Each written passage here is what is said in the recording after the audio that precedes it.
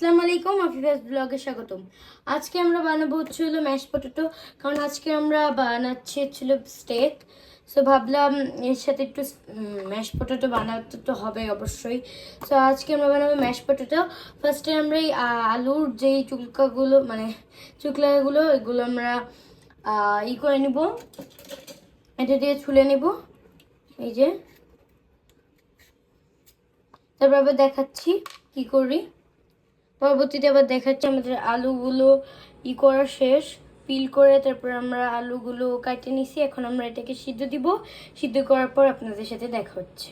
এই যেগুলো সিদ্ধ করতে দিছি, সিদ্ধ হচ্ছে আস্তে আস্তে, অর্ধেক মতো হলো, এই যে। পরবর্তীতে আবার দেখাচ্ছি এটা হয়ে গিয়েছে, বয়েল হয়ে গেছে, একদম ভালো করে বয়েল করছি। এখন আমরা এটাকে মাখাবো, হাত দিয়ে মাখাবো না, তা দেখাই আপনি কিভাবে মাখাবো। আমরা এই যে ইটা নিচ্ছি, ছাঁকনি, এই ছাঁকনিটা এখানে রেখে দিই। এখন আমরা এভাবে করে করব,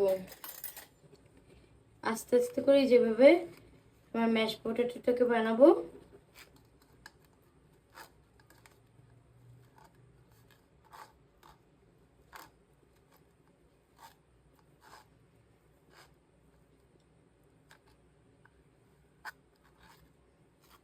পরবর্তীতে আবার দেখাচ্ছি, এটা পুরো সম্পূর্ণ তো দেখানো সম্ভব না, সো পরবর্তীতে আবার দেখাচ্ছি। এটা এভাবে ছেঁকে ছেঁকে নিয়ে করা ডান, এই যে কি সুন্দর ক্রিমি হয়েছে। এখন আমরা সব জিনিসগুলো দিয়ে দিব, দেখাচ্ছি একে একে সব জিনিসগুলো দিব। তো ফার্স্টে আমরা দিয়ে নেব বাটার,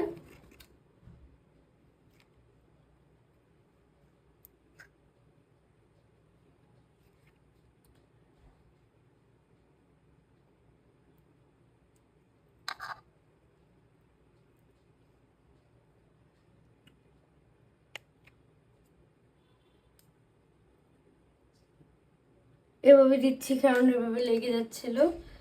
তো বাটার দিলাম, পরবর্তীতে দেখাচ্ছি দিয়ে দেবো গোলমরিচ গুঁড়া, এটা হালকা দিলেই হবে। তারপর আমরা দেবো লবণ,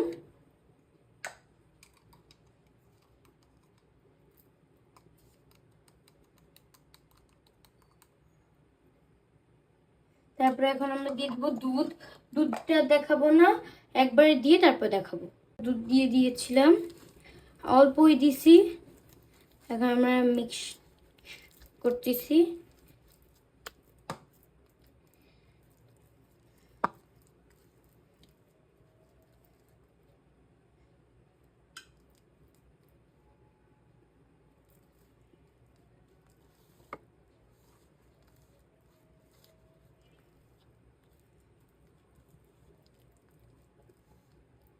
একটু লিটল বিটল অফ দুধ দেওয়া উচিত।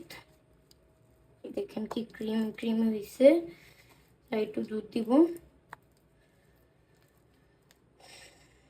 আমাদের ম্যাশ পটেটো বানানো রেডি, আপনারাও চাইলে এভাবে বাসায় বানাতে পারেন। সো সবাই ভালো থাকবেন, সুস্থ থাকবেন এবং লাইক কমেন্ট এবং সাবস্ক্রাইব করে দিবেন। আর দেখতে পাচ্ছেন লুকটাও কি সুন্দর আসছে। So by.